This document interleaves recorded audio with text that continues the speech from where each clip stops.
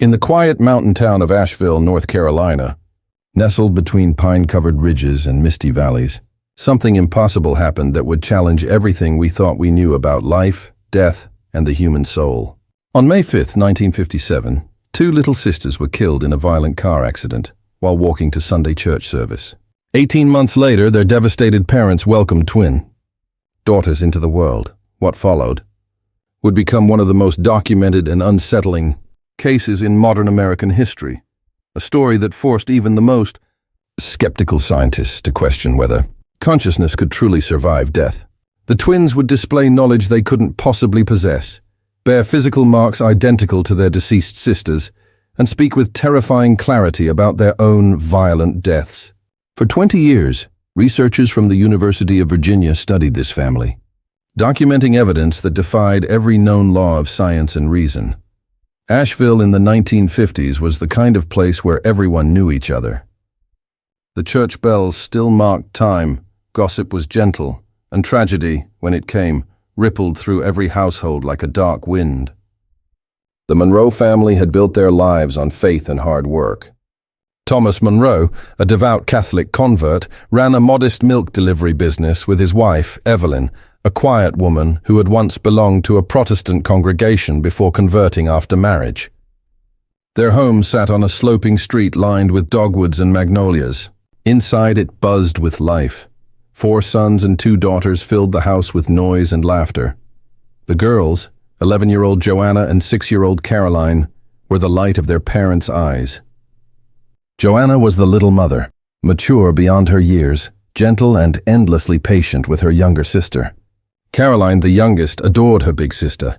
She mimicked her every move, every phrase, and rarely left her side.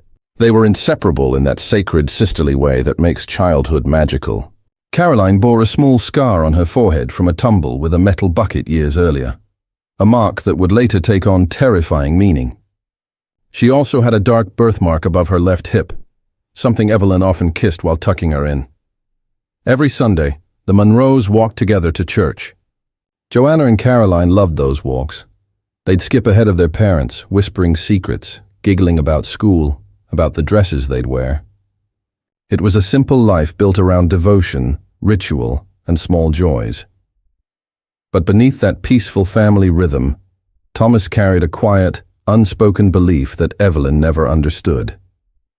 Despite his Catholic faith, he'd long been fascinated by the idea of reincarnation. He'd first come across it in an old novel as a boy, and the notion had stayed with him all his life. He prayed not only for the salvation of souls, but for proof that consciousness endured, that death wasn't the final word.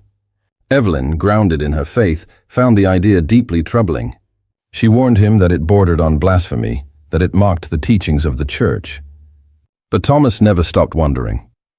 On May 5, 1957, the day began like any other bright Carolina Sunday. The air smelled of honeysuckle.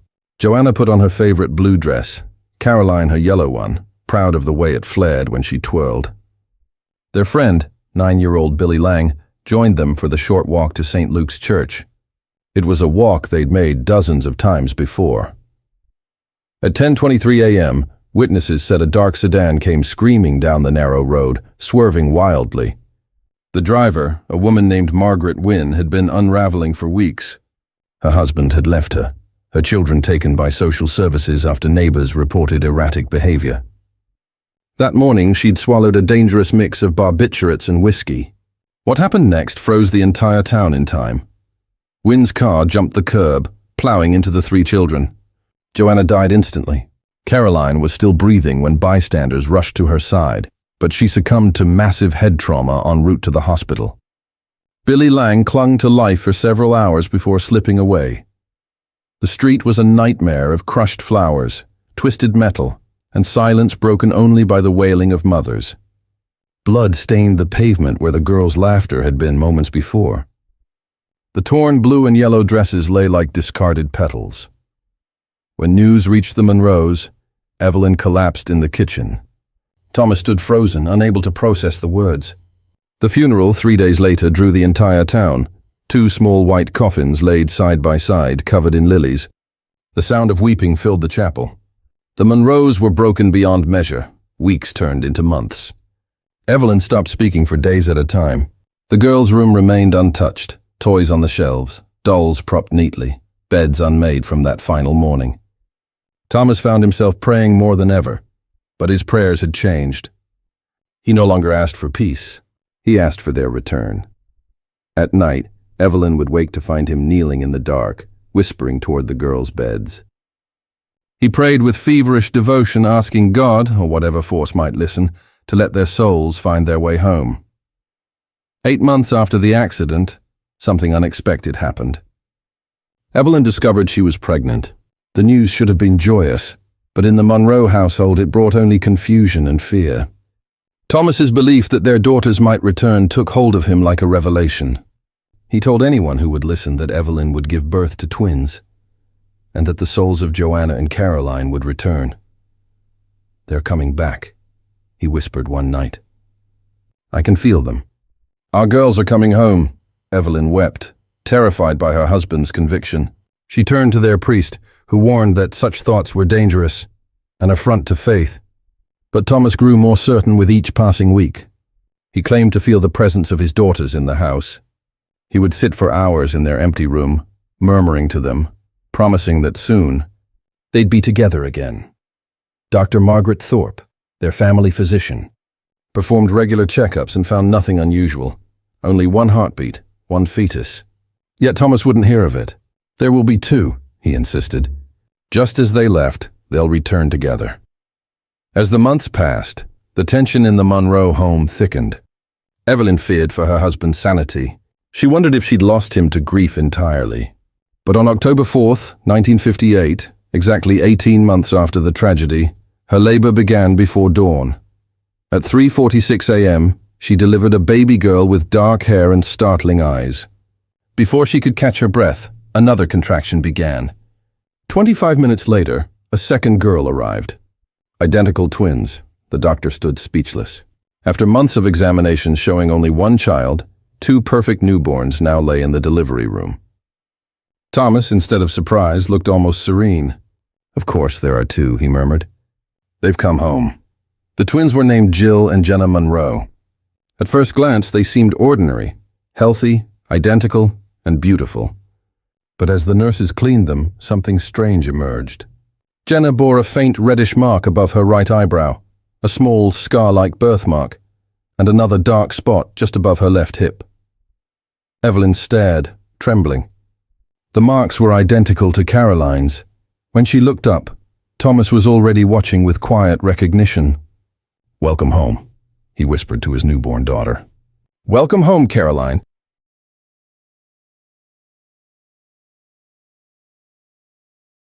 The Monroes brought their twin daughters home 3 weeks later to their modest house on Maple Street. Autumn had settled over Asheville, painting the hills in amber and crimson.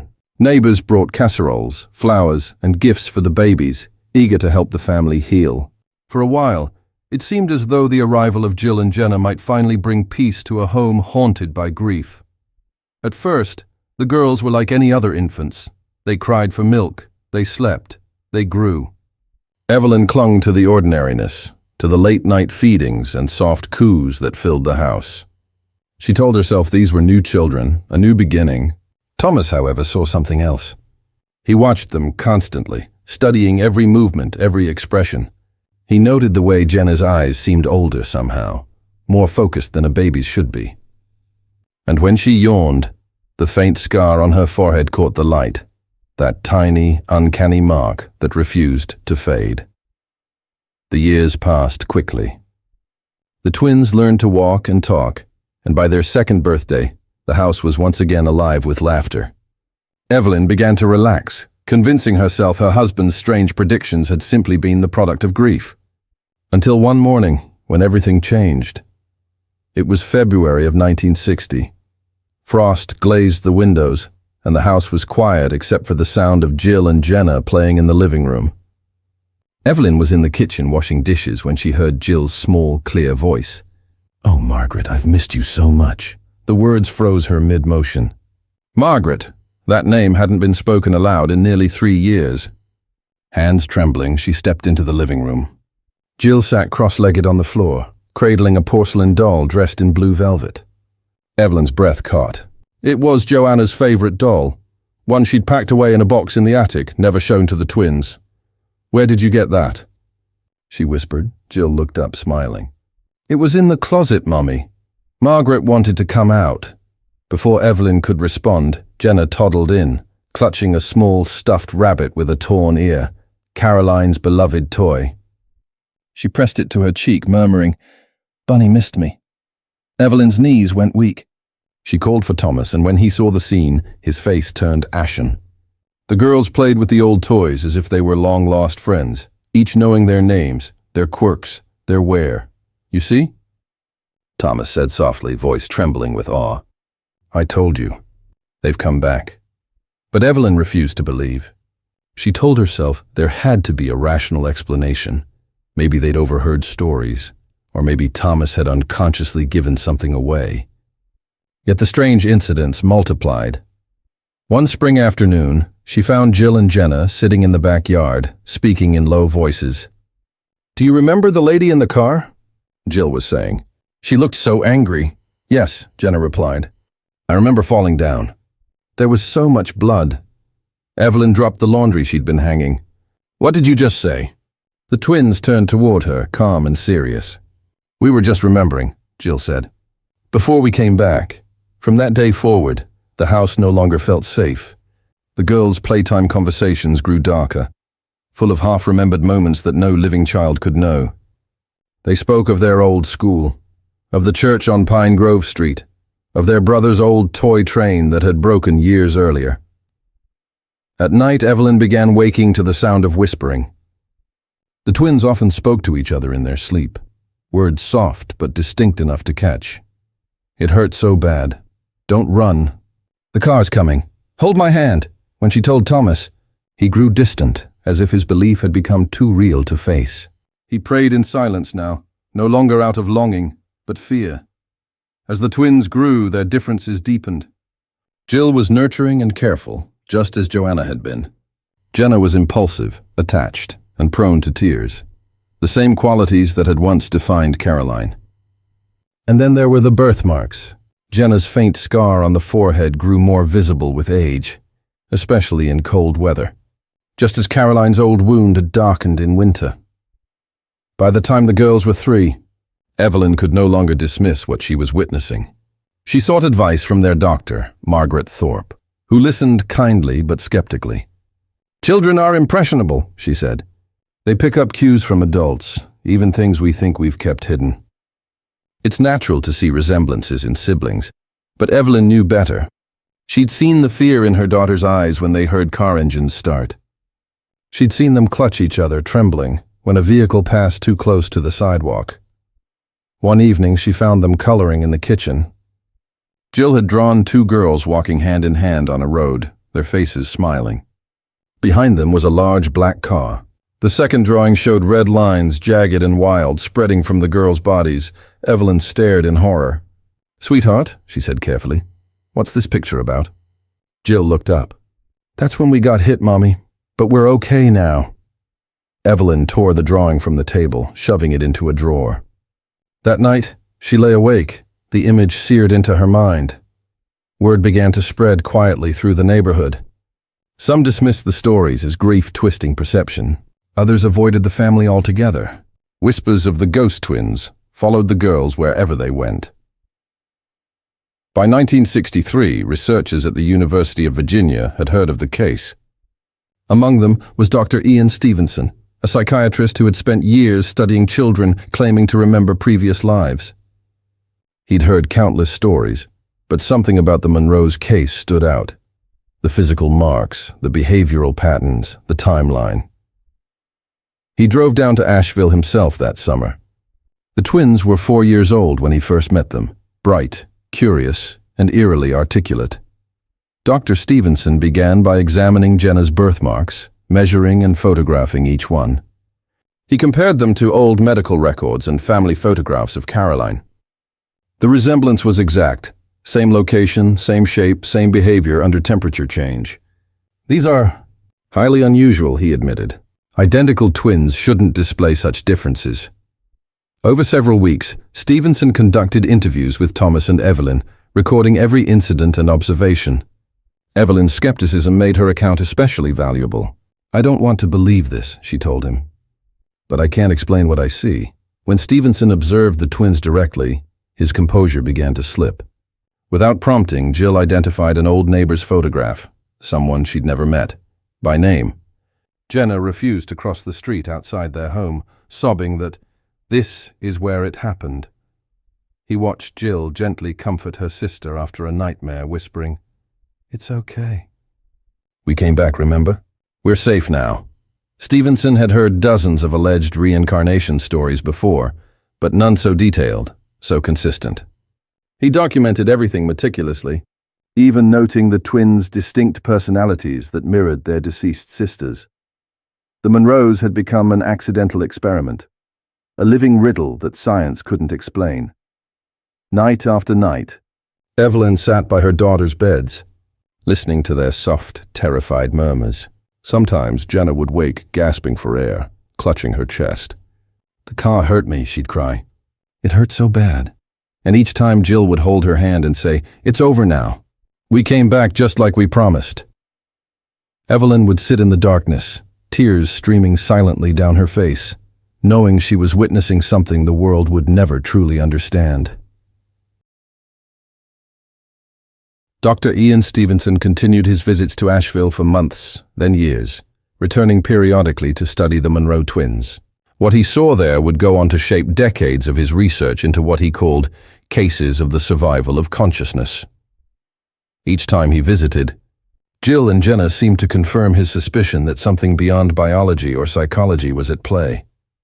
By age 5, their vocabulary and memory had expanded enough for Stevenson to conduct structured interviews. He used drawings, photos, and simple questions, techniques designed to minimize suggestion. To his astonishment, the twins consistently demonstrated knowledge of events, people, and places from the lives of their deceased sisters. In one session, Stevenson spread several photographs on the table, some of people who had lived in the Monroe's community years before the accident, and others the twins had never met. Jill immediately pointed to a woman in one photo and said, "That's Mrs. Callahan. She gave us candy after church," the detail checked out. Mrs. Callahan had lived 2 streets over and often handed out sweets to Joanna and Caroline after Sunday service. When Stevenson asked how Jill knew her, she simply said, "Because she cried at our funeral." The statement hung in the air. Evelyn's eyes filled with tears. Thomas bowed his head, whispering a prayer that trembled on his lips. Over time, Stevenson began to record not just their words but their behavior. Jill's mannerisms echoed Joanna's precisely, her cautiousness, her way of folding her hands when thinking, even the tilt of her head when asked a question. Jenna, meanwhile, clung to her sister constantly, never wanting to be alone, just as Caroline once had. The girl's memories seemed to fade and resurface in unpredictable waves, often triggered by sensory cues. The smell of gasoline would send Jenna into panic, while the ringing of church bells made Jill cry softly without knowing why. Dr. Stevenson took note of everything, not only the children's words but their physiological reactions, the expressions that passed over their faces when certain memories surfaced. In one chilling observation, he wrote, "When asked about the incident, Jenna began trembling violently and clutched her head at the sight of the birthmark. Her pulse increased, respiration shallow. She whispered repeatedly, 'The car hit me. I fell. It was so cold.'" The emotional authenticity was unlike anything I have observed in cases of imagination or suggestion. As the months passed, the Monroes found themselves living inside an experiment they never agreed to join. The twins' nighttime terrors grew more frequent. They'd wake up screaming, describing the same recurring dream: a narrow road, a black car, the feeling of falling, then nothing but darkness. Evelyn, sleepless and hollow-eyed, began to dread nightfall. Some mornings she found Jenna standing by the window before dawn, whispering to someone unseen. "She's here," the child would say softly. "She wants to know if we remember." At first, Evelyn thought her daughter was talking about an imaginary friend. Then, one morning, she noticed Jenna was staring toward the corner of the yard where the accident had happened 18 months before the twins were born. By 1961, the Monroe Twins had become an open secret around Asheville. Teachers, neighbors, even local clergy quietly whispered about them. A few parishioners claimed the girls were proof of the devil's work. Others thought them blessed, vessels of a miracle no one could understand. The family withdrew further into themselves, wary of the curiosity that bordered on fear. Stevenson's reputation brought him back again and again. His notes became more clinical, but even his detached language couldn't mask the unease creeping into his observations. Subjects demonstrate consistent memory transference and physical correspondence with prior individuals. Familial skepticism, paradoxically, reinforces authenticity of observation. Evelyn had long since stopped caring about scientific validation. What haunted her was the way her daughters still spoke as if death were something temporary, as if they had simply stepped out of one body and into another. One afternoon, while folding laundry, she overheard Jill telling Jenna, "It's better this time. Daddy smiles more now. Do you miss them?" Jenna asked. Jill paused. "Sometimes, but it's strange. I can feel them, like they're still here but not inside us anymore." Evelyn stepped into the room, her throat tight. "Who's still here, sweetheart?" "The other ones," Jill said matter-of-factly. "The ones who were here before." Stevenson continued his documentation for 2 decades. Over time, he came to see the Monroe's story as one of his most compelling cases.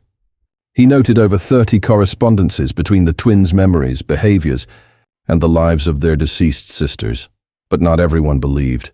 Critics accused Stevenson of wishful thinking, of manipulating data to fit his hypothesis. The parents were grieving, one skeptic argued in a local newspaper article. They projected their loss onto the twins. Yet Stevenson pointed out that Evelyn had resisted the idea of reincarnation more than anyone. Her reluctance, he wrote, enhances, rather than diminishes, the credibility of the observations. She sought only rational explanation, but could find none. As the twins grew older, their memories began to fade, just as Stevenson predicted from his studies of similar cases. Around their 5th birthday, Jill and Jenna stopped talking about the accident, about their previous lives. They no longer recognized the old toys or referred to their dead sisters by name. The shift was slow but definite, like fog lifting from a valley.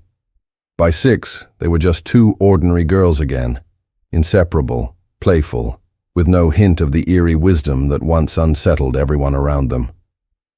Their fear of cars softened, but never vanished completely. Loud engines still made them flinch. Evelyn wept in relief, though she didn't fully understand what she was grieving for.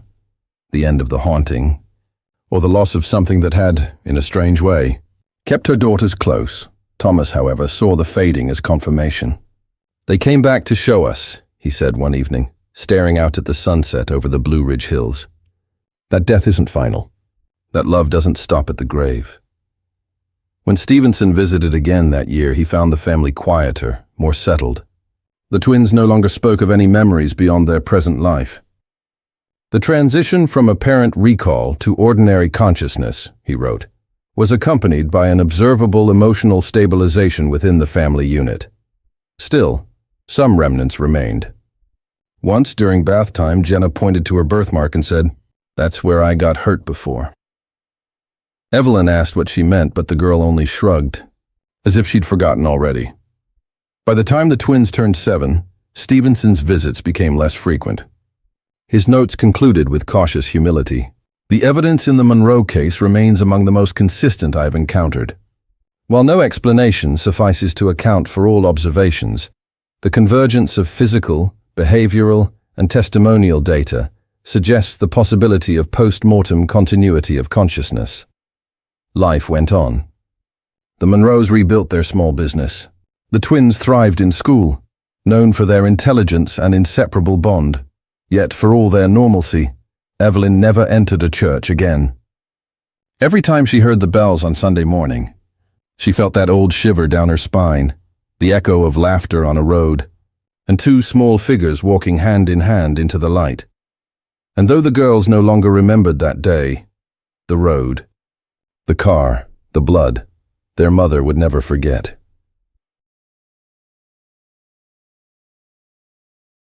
Years passed.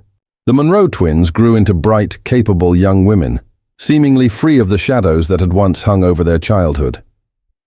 By the early 1970s, Jill and Jenna were both attending college out of state. To anyone who met them, they were simply intelligent, grounded sisters with a close bond. Yet to Dr. Ian Stevenson, they remained the subjects of one of the strangest and most meticulously documented cases he had ever encountered. He never stopped following their progress. Each few years he returned to Asheville to record updates, quietly noting how time had transformed them, and how certain traces of the inexplicable still lingered beneath the surface. When he met them again in 1978, the twins were 20 years old. Stevenson had arranged for blood tests to confirm what was already medically accepted, that Jill and Jenna were monozygotic identical twins sharing the same DNA. The results left no doubt. They were genetically identical in every respect, and yet Jenna still bore that faint red scar above her eyebrow and the dark mark above her hip, the same markings that had mirrored Caroline's wounds. It was, scientifically speaking, impossible. Identical twins were supposed to be exact biological copies. There should have been no difference. Yet the difference existed, and no geneticist could explain why. When Stevenson showed the results to Evelyn and Thomas, their reactions couldn't have been more different. Evelyn wept quietly, her face pale and drawn. Thomas, his hair now graying, looked almost serene. "I prayed for proof," he said, "and God gave it to us." But proof, Stevenson realized, came with a price. He began interviewing others from the community again, the neighbors, teachers, the local doctor. Their memories, even decades later, were consistent. Some spoke of seeing the twins react to people or places they could not possibly have known. Others described the feeling of unease that surrounded the family in those years. "It was like the air changed when they walked into a room," said Mrs. Caldwell, a neighbor who had lived next door for over 30 years. "Sweet little girls, yes, but you couldn't shake the feeling you were looking at someone twice." The twins' former preschool teacher, Mrs. Emerson, finally admitted something she had kept to herself for decades. In her classroom, when the girls were 3, Jenna had drawn a picture of the accident. A car, 2 girls, the blood. She'd shown it to her husband that evening, but had destroyed it the next day, too frightened to tell the Monroes. "It wasn't just what she drew," she told Stevenson. "It was the way she looked at me when I asked what it was. She said, 'That's when we died, but we came back.' I couldn't sleep for a week after that." The pattern Stevenson uncovered during those follow-ups disturbed him. Not only had the Monroes lived through something extraordinary, but the entire town had borne witness to fragments of it. Yet few spoke openly. Some called it divine, others whispered it was cursed.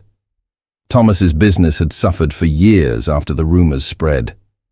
People avoided him, frightened by his unwavering belief that his daughters had returned from beyond the grave. Eventually, he stopped attending church altogether after being asked, quietly but firmly, to refrain from discussing reincarnation during parish meetings. "I got what I prayed for," he told Stevenson near the end of his life in 1983. "But I never realized how heavy that kind of proof could be." Evelyn's health had declined long before then. Decades of sleeplessness and quiet anxiety had eroded her strength. In one of Stevenson's final interviews with her, she confessed, "There were nights I sat awake just watching them breathe. I loved them, my girls. But sometimes I couldn't shake the feeling that I was watching ghosts grow up." She died in 1979. Thomas followed 6 years later. After their parents' deaths, Jill and Jenna moved away, living quiet, private lives. They had little interest in publicity and rarely discussed their childhood. But Stevenson, meticulous as ever, continued to document their story. He compared their case with hundreds of others from around the world, and what he found made the Monroe twins even more extraordinary. In nearly 35% of the reincarnation cases he studied, children bore physical marks corresponding to wounds or scars from individuals who had died before their birth. Many of these marks mirrored fatal injuries, birthmarks where bullet wounds had been, scars where burns or lacerations had occurred. The Monroe case fit this pattern with uncanny precision. Stevenson began to consider that whatever mechanism governed these phenomena carried not just memories and personality traits, but physical imprints of trauma, scars of the soul made visible on the body. He consulted with geneticists and dermatologists across the country. One of them, Dr. Margaret Fitzgerald of Harvard Medical School, reviewed his data and photographs. Her verdict was clear. Given their identical DNA, she wrote, the physical discrepancies between these twins are medically inexplicable. There is no known genetic or embryological process that could account for the birthmarks observed. Her words haunted him. Stevenson had spent his life chasing empirical evidence of what most dismissed as superstition. And here it was, not in a remote village in India, but in the hills of North Carolina. His journals from that period, later published posthumously, reveal a man torn between faith in science and the weight of evidence. If not reincarnation, he wrote, then what? What mechanism allows memory and injury to persist beyond biological death? What field connects consciousness across time? He grew cautious in his public writing, careful not to use words like proof. But privately, he admitted to colleagues that the Monroe twins were among the most compelling cases of his career. By the early 1980s, Jill and Jenna had no memory of their early childhood statements. When Stevenson met them again in 1981, Jill spoke candidly. I don't remember any of it, she said. But I've read what my parents told you. I trust they were honest. Still, during that same visit, she mentioned something that unsettled him. For several weeks, she had been experiencing vivid flashes. Images of a house surrounded by orchards, of playing in a garden with her brothers, of sunlight on a white fence. She described it so precisely that Stevenson recognized the setting immediately. It was the Monroes' first home on the outskirts of Asheville, the one where Joanna and Caroline had lived before their deaths. Jill had never been there. She wasn't even born when the family moved away. Yet her descriptions matched the property perfectly, down to the color of the back door and the cracked stepping stones near the porch. The visions faded after a few months and never returned. But Stevenson noted them carefully, writing, the recurrence of localized visual memories in adulthood suggests persistence of residual traces beyond the usual developmental threshold. He knew what that meant, that even when conscious recall had faded, something deeper still echoed inside them by then. His division of perceptual studies at the University of Virginia had grown into one of the few scientific centers in the world investigating reincarnation phenomena. The Monroe twins were still discussed among researchers, though their real names were kept confidential to protect their privacy. The case continued to haunt those who read it, not because it offered proof, but because it defied explanation. The matching birthmarks, the verified statements, the emotional authenticity of the girls' memories all formed a pattern too precise to dismiss and too strange to accept. For Stevenson, it was the closest thing to staring through the veil between life and death. Science, he wrote in one of his last papers, advances by acknowledging anomalies it cannot yet explain. The Monroe twins remind us that consciousness may not end with the body, and that memory may be written on something far deeper than flesh. He died in 2007, never claiming certainty, but never dismissing the impossible either. And somewhere in the quiet hills of North Carolina, the two women who once terrified and fascinated a generation of researchers still lived quiet, unremarkable lives, as though the universe, having made its point, had finally let them be ordinary. Decades had passed since the world first whispered about the Monroe twins, but their story refused to fade. By the time the new millennium arrived, the tale had become something between a legend and a scientific riddle, cited in psychology lectures, paranormal documentaries, and quiet academic debates about the limits of human understanding. Yet for Jill and Jenna Monroe, it was not a story at all. It was the shadow of their childhood, a mystery they never asked to inherit. In 2010, a researcher from the University of Virginia's Division of Perceptual Studies, the same department Dr. Ian Stevenson had founded, reached out to them for one final interview.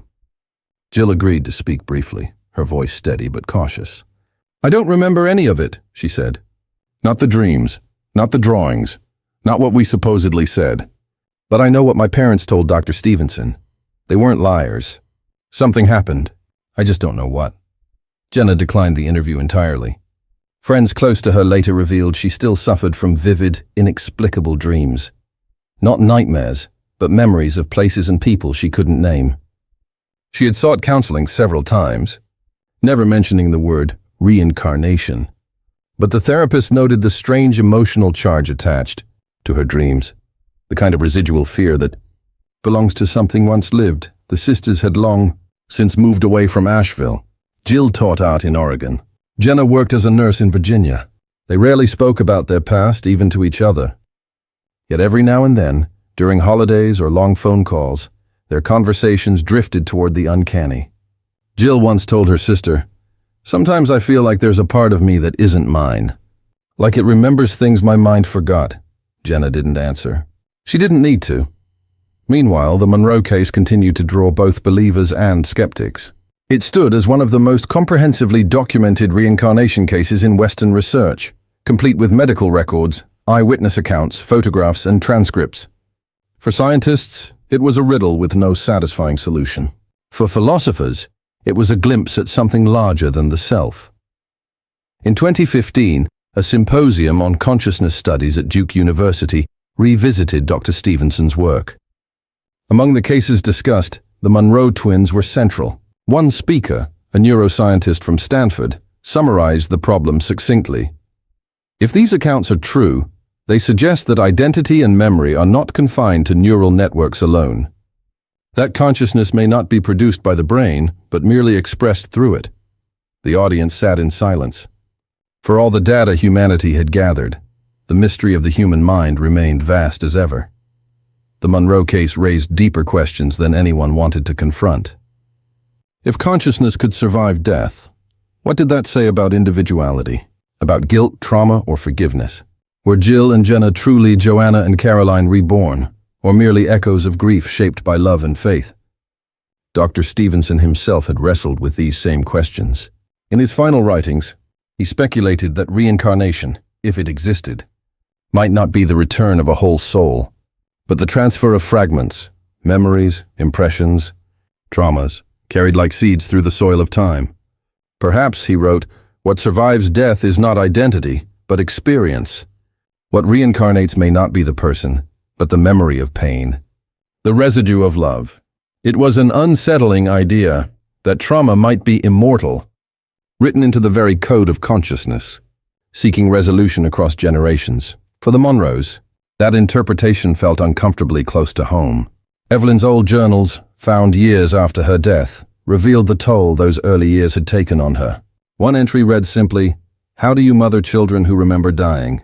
Another, "Sometimes I see my girls laughing, and I don't know which ones I'm looking at."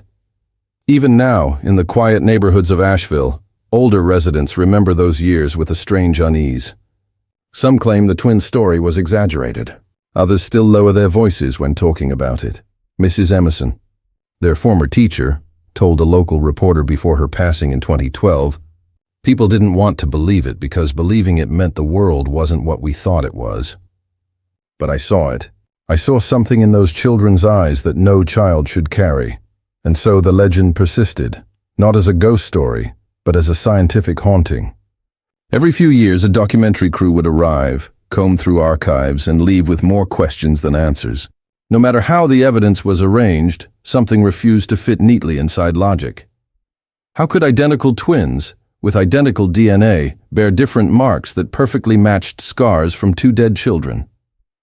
How could toddlers recall events from years before their birth, describe homes they had never entered, name people long buried? And why did those memories vanish just as they reached the age when self-awareness takes root, as if some invisible hand had turned a page?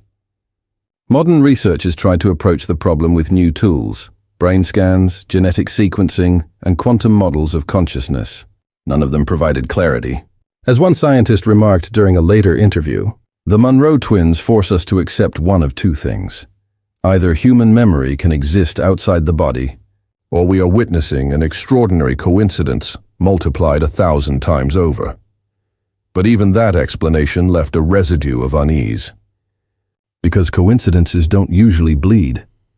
When Jill turned 50, she visited Asheville one last time. She drove up the winding roads of her childhood, past the old church, now abandoned and overgrown with ivy, past the spot where her parents were buried side by side beneath a single headstone.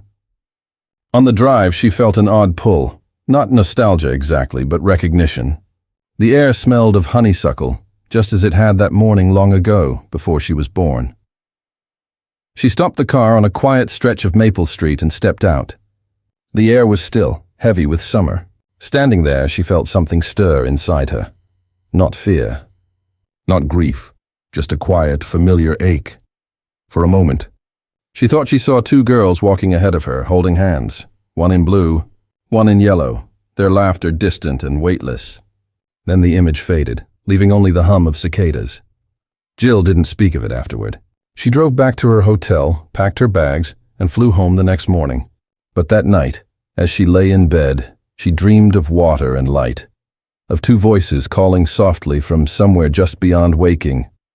No one will ever know what truly happened in that small North Carolina town. Whether the Monroe twins carried the souls of their dead sisters, or were simply the vessels of grief too deep to name. The line between miracle and madness, between faith and science, remains as blurred as ever. Dr. Stevenson's files on the case remain preserved at the University of Virginia. Thousands of pages of notes, photographs, and interviews. Scholars still study them, some searching for proof, others for meaning. And maybe that's all the Monroe twins ever were, a mirror held up to our deepest questions. Do we end when we die? Or do we echo through time, wearing new faces, repeating old stories until we finally understand them?